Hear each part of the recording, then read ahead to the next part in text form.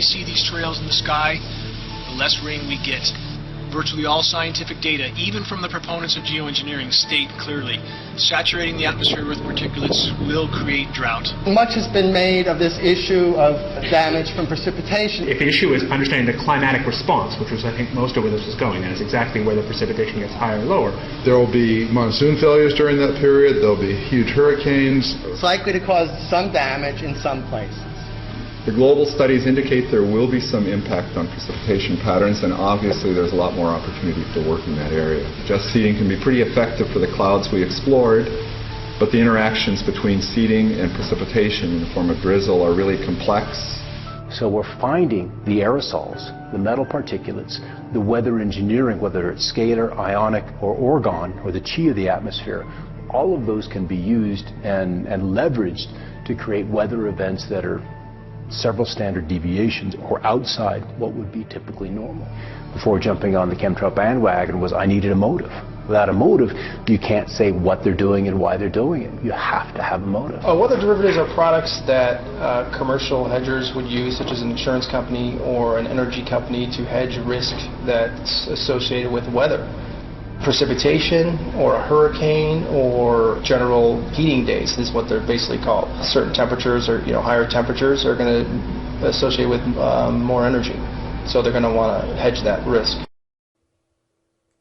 Welcome to winter in Beijing, China. Bone-chilling temperatures and fierce biting winds are nothing new here, but heavy snow is relatively rare. So when forecasters called for some snow over the weekend, residents expected the usual light dusting of powder. Instead, Beijing's 17 million residents woke up to surprisingly heavy snow Sunday morning. But this first snowstorm of the season had plenty of human help, according to Beijing's Weather Modification Office. They claim that clouds seeded with 186 doses of silver iodide greatly enhanced the snowstorm. Northern China has been in a major drought, and the government thinks cloud seeding could bring relief to this major wheat-growing region. But Beijing's snow gain may be a big loss for other parts of the country. Some of their needed precipitation may have been diverted to China's capital city by order of the Weather Modification Office. I'm Jeff Marr, Weather.com. Northern California, we've got a bit of an unusual situation. Now, this first portion of the radar cycle, fairly bland and typical, but then you see these bands of very distinct cloud cover moving into the region. That is not rain, that is not snow, believe it or not. Military aircraft flying through the region dropping chaff. Small bits of aluminum, sometimes it's made of plastic or even metallicized paper products, but it's used as an anti-radar issue, and obviously they're up there practicing. Now, they won't confirm that, but I was in the Marine Corps for many years, and I'll tell you right now, that's what it is.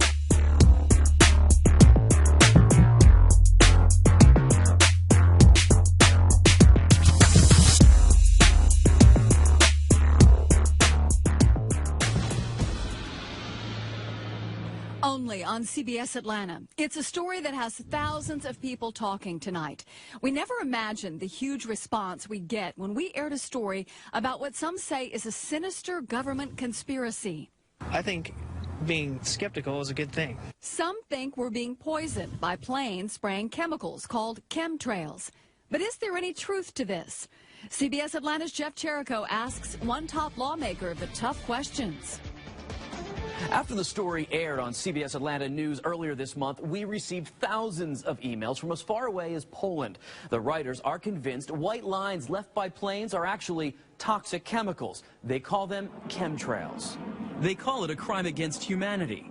The aluminum is showing up, the barium is showing up, strontium is showing up in rainwater, and we don't know how it's getting there. These folks who met with me at Midtown Atlanta think toxic metals are being sprayed by government planes.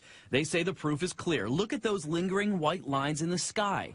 They think they're not just normal jet contrails. The average duration of a contrail is usually about 20 minutes. These are lasting all day. You see X's and S's. I mean, a normal pilot is not going to make these lines and designs in the sky. These chemtrail conspiracy theorists are demanding answers to their tough questions.